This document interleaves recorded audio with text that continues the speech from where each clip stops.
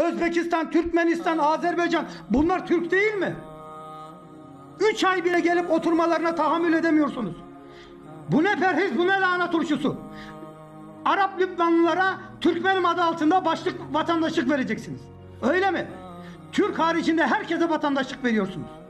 Elinizden gelsin, yemin ediyorum bu ülkeden Türkleri gönderirsiniz. Araplar gelsin diye. Biz her milleti severiz de önce kendi milletim. Önce kendi milletim ya.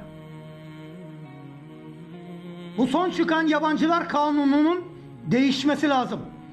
2 yıl kaçak kaldın, 2 yıl men. 1 yıl kaçak kaldın, 1 yıl men. Bu adalet değil.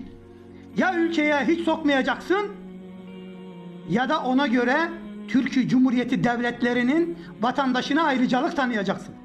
Yazıktır, günahtır. Allah'a emanet olun. Kendinize çok çok iyi bakın. Hoşça kalın.